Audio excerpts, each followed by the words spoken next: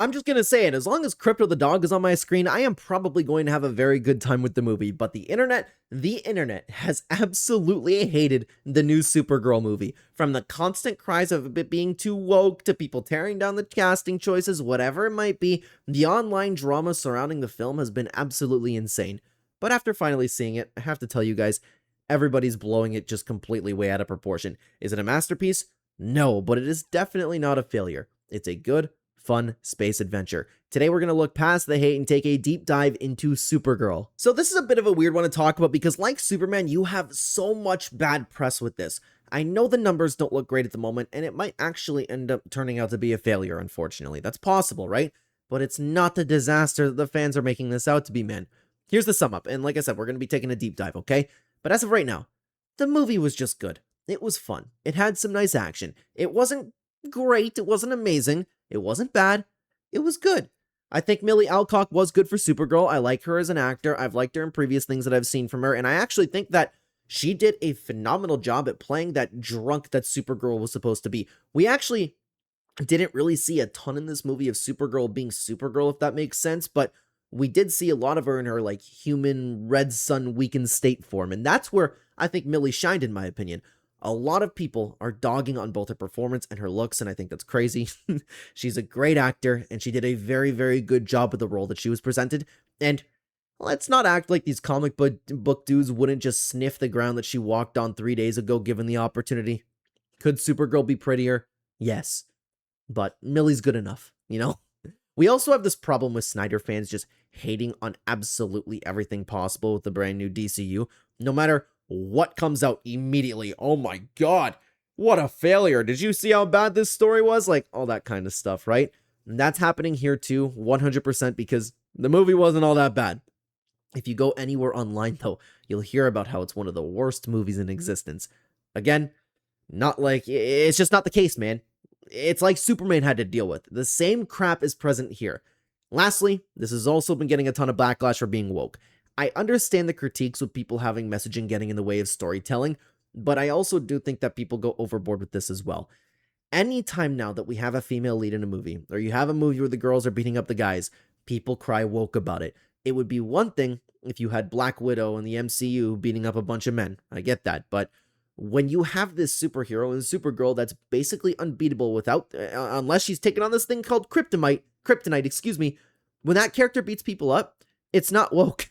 We need to calm down with the girl boss stuff, but I also think there is a little bit of validity to critiques when you have all of the men in your movies being idiots and all of the women being like, the cold, smart, competent killers. On top of that, you have that whole thing with Milly saying stuff that she's been saying online. People have been comparing her to Rachel Zegler. I never take any actor interviews seriously, guys. They are actors. They are people that are literally bought and paid for, and if you think that you know their real opinions on anything, I think you're crazy. So, for this movie, I thought it was good. I thought it was fine. I was entertained. It was good enough. I feel like this is something that we're going to have to keep saying every single time that we talk about a DC comic book movie now. But before we take a deep dive, what about the characters? Like I said, Milly was good. I liked her. Supergirl was good. I wish that we could have seen more of Crypto. He carried the Superman movie for me last time around. He was always a good time. And I get why he wasn't all that present here. You would have to literally write and create a different movie with Crypto. But I still wish that he could have had more of him, man. The new, the new friend that was out for revenge, I thought she was good. She was pretty funny throughout the whole time. Lobo was pleasantly a surprisingly good character for me because I've personally, not personally had this problem with Jason Momoa, but I haven't really enjoyed seeing him in movies too much because he's kind of, to me, become The Rock, where he either just plays himself or a character that he likes to play and just ends up being the same character across every movie. And when he does that, it takes me out of the story.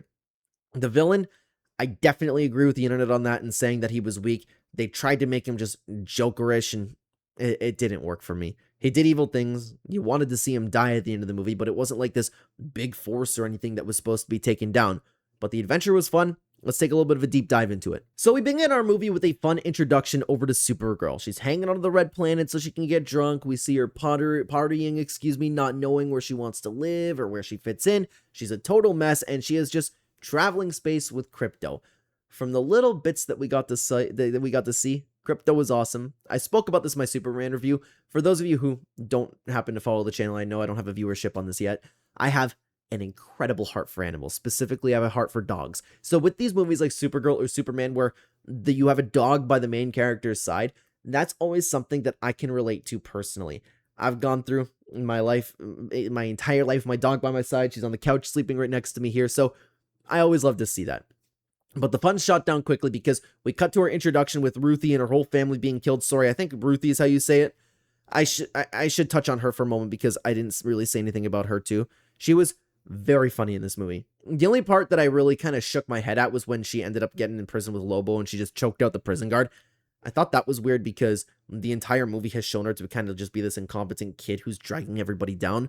When she was being that, I thought she was hilarious. You know, I love that speech that she kept doing and people kind of caught on to it and she didn't know how the world worked. It was all very funny to me. So she ends up being at this bar where Supergirl is. She does the speech about, she gets her honorable sword and it just gets snatched, right?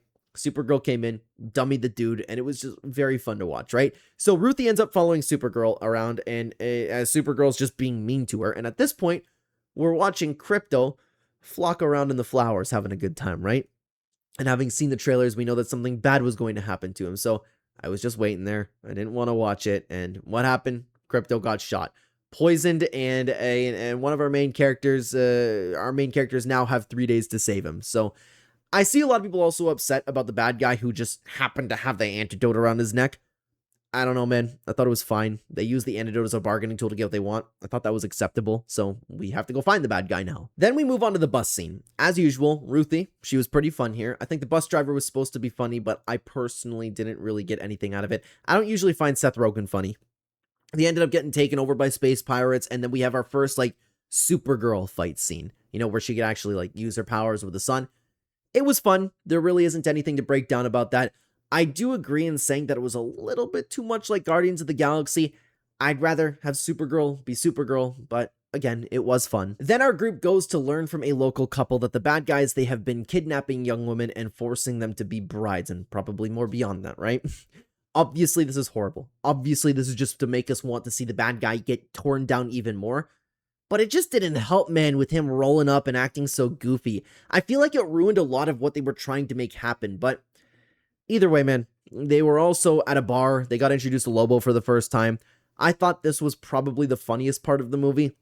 Supergirl, he walked by and Supergirl said something along the lines of oh, well, yeah, look out for him. He's immortal with an ego. And I enjoyed how the kid was just doing her thing, just asking for help on her mission for revenge, the honorable thing, I thought that entire thing was done super well as well. But anyways, once I actually ended up getting into that house, we learn about Supergirl's past, and I actually think that this is where they did a much better job at making you feel everything that you wanted to feel.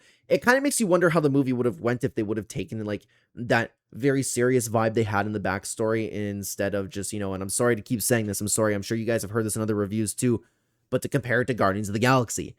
As somebody who doesn't know comic lore, it was cool to see where she came from. I learned a little bit about it. I don't know anything about the DC universe. I saw how Kryptonite came to be and how her and little Krypto had to take off and what kind of damage that did to her psychologically. It makes sense that she has issues calling any place, a home, and it's understandable that she wants to do nothing but drink. The only thing that bugs me about these DC movies is that Kryptonite it happens to show up every time. We saw it in Superman. We saw it here, and I'm sure that we'll see it again next time the two are in a movie together. That's the only issue with having these basically immortal characters is, you didn't even need to do that, by the way. I thought that they did a good job with the suns. You could do that. Have some powerful character be able to control the color of the sun or something. I don't know. I got a little off topic, though. It's just, I thought the backstory was solid, but the Kryptonite thing is just, it's not for me, man. I don't like how it just keeps showing up. Anyway, shortly after Supergirl gets poisoned by the people looking to trade her, I was thinking in the moment, too, when she was drinking that, why the hell are you drinking something foreign from people that you don't know? How do you trust these people? It was probably just the movie's way of nerfing her so the fight could play out, but we see another cool fight here. The only new thing is that this whole thing with Ruthie and Supergirl, she was trying to convince her not to kill him. We'll open up a little bit more about that as we continue towards the finale here, but Supergirl ended up stopping her from getting the kill. Krem escaped again. The new main characters fought for a little bit. Supergirl's really angry, heartbroken because of Ruth told her and how she was running out of time for Krypto. The whole thing where she's like, I want to save my dog. We saw a cool fight scene. I thought it was well done. So she takes off to find the bad guy by herself, and immediately when she ends up exiting that bus she took, she almost passed out because her body cannot handle the green sun. She happened to be on a planet with two suns, and that's another thing that I saw people too. I saw a lot of people complaining, like, or hating on the fact that it's like, just that's the way you got her. I don't care. Like, look, man, at the end of the day, you have to nerf her somehow. This is a fictional universe, and I will accept there being two suns. Was it predictable that was going to happen? Yes, but like I said at the beginning, it was good enough. But then Ruthie takes care of her because she ended up sneaking onto the same bus that she snuck onto. Like, I'm always going to be your friend type thing. But she gets kidnapped while getting water. And then she's brought to where Lobo was imprisoned. And again, Lobo was great here. We kept cutting to Supergirl suffering and dying from the sun to Ruthie and Lobo in their cells. Eventually, Lobo ended up coming up with a plan to escape. And that's really the only thing throughout this movie that I found far-fetched. This girl was useless throughout the entirety of the movie. She did nothing but yap and hold Supergirl back. That was the point of the character, right? Why in the hell was she able to all of a sudden choke out this prison guard? That kind of made me shake my head a little bit. But hey, either way, they escape. She heads upstairs to get her revenge, but just gets caught again. But luckily for our heroes, the yellow sun arises and someone who's stuck in a cave gets healed up so quickly, ready to fight for her dog. So she has her moment. We have another cool action scene with Lobo jumping in as well. And I thought personally that this whole section was the best part of the movie. You finally saw Supergirl all powered up, determined, with little time to get the job done. Those ships were crashing, stakes were at an all-time high, she needed to save all of the brides, there were slow motion scenes. I thought it was all really, really hype with the way they handled everything. I loved the fights. Now, after the fight, and this is where like the big moment of the movie kind of happened, Clem was down, laying down at the mercy of anyone who was against him, and Ruthie snuck away really quickly with her sword and went up to kill him, drew it right up to his neck, right? And I thought that this was very well done here too, man. Like, it was tense. She was there waiting for that moment was here, the one that she's been waiting for God knows how long. He's right at her mercy, which is one stab or swing away, and it looked like she was actually going to follow through, but then Supergirl came up and pleaded for her not to do it. As a broken person herself, she expressed how she knows that it will not fix the pain that she feels for losing her family. And for these kinds of things, guys, I'm always so conflicted, man, because as a man of faith myself, that can't be the answer to often, right? But my heart gets in the way. And I hate saying it, but sometimes it feels like the heart knows better. How many women has this dude kidnapped? How many more is he going to enslave? Isn't offing him objectively the correct thing to do? There's no remorse for a guy like that, and he's not going to just change.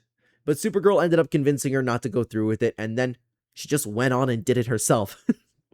Something else that I've seen is apparently people were also pissed off about that because that wasn't supposed to happen, and they were supposed to go through like this whole thing about showing mercy, I guess. If I were to guess, that's where the whole girl boss criticism like people were talking about kicked in, because I mean, if anybody could shed some light in this, I'd appreciate that, because I don't know anything about comics. If Supergirl and Superman are supposed to be presented the way that they're presented in this universe right now, please tell me, because I'm seeing the trend continue with like the whiny baby man with a heart of gold and he doesn't know better, and the woman being the killer who sees people for who they are. I'm not sure if the characters are supposed to be that way or not. If they are, well done. Movie did a good job. I would just appreciate if anybody could let me know, because like that way we'd be able to see where the DCU's priorities lie as well. But that whole ending battle, man, I enjoyed it. It was tense. The kill was cool too at the end. Lobo looking at it like it was sick too. But something else that I actually didn't like was her saving Krypto. It was way too quick. I'm telling you, man, they could have built up something to the level of a Mama Coco type moment with saving Krypto at the end of the movie. That could have been a major, major tearjerker. But they didn't do that. It was just kind of like, oh, we beat Krem, we got the antidote, and then here's Krypto running around in the grass.